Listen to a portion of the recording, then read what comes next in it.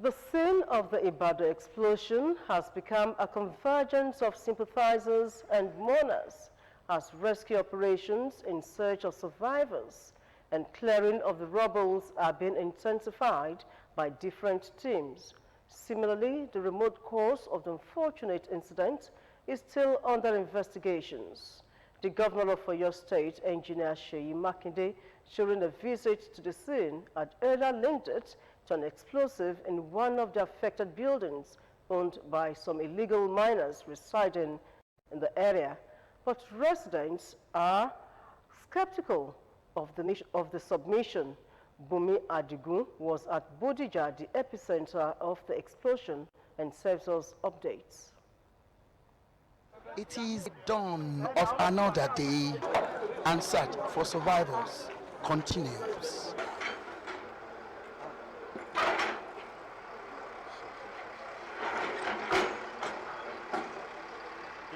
Old Bodija in Ibadan, the capital of Oyo State, the epicenter of the explosion, suddenly shot to limelight on Tuesday, January 16th, with over 50 houses, cars and property worth millions of naira affected by the unfortunate incident.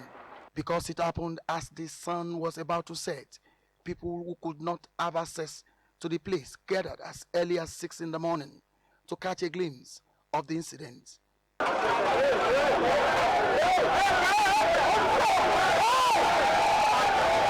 This woman resides here.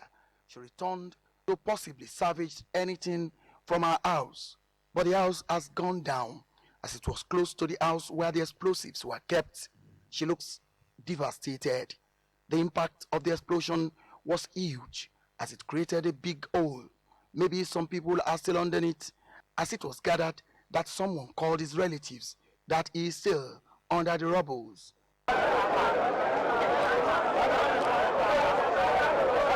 Though no one could pin down the cause, Governor Makinde says the preliminary report suggests an explosive kept in a building must have been the reason for the explosion.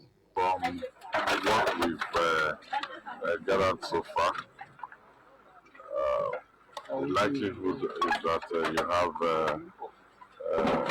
illegal miners toying with explosives around this place.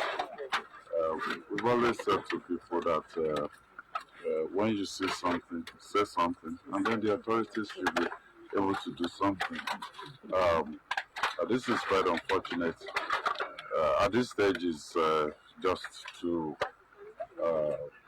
rescue anyone that is still under the rubble here. In fact, from the gist that is going on, several occasions, they don't really know the gatesmen in this estate don't really know what the content of, but they know they bring some things in and take them out early in the morning. So what it was, they never, until this sad situation happened, and it's quite unfortunate we can't reverse it.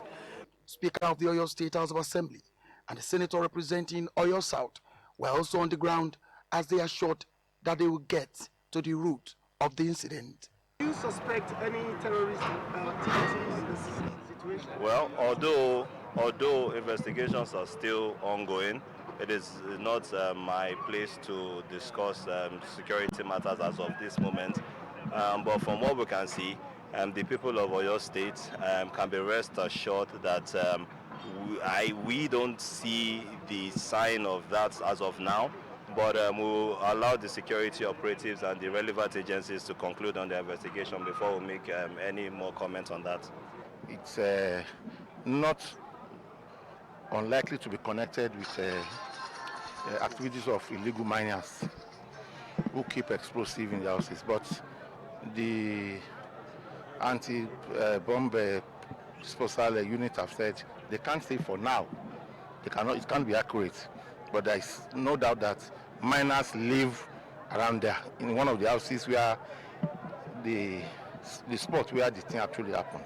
For earlier survivors, Governor Makinde directed hospitals not to hesitate to treat them, while hoteliers around were asked to provide shelter as your state government will foot the bill. Meanwhile, people have begun to pick their ruins, and those whose house were not affected are also moving out of Bodija for fear of the unknown since the root cause is yet to be determined.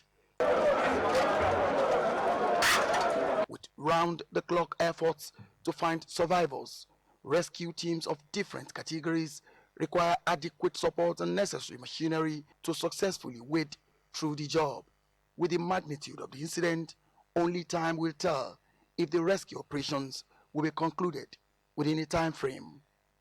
Bumi Adigun, OGTV News.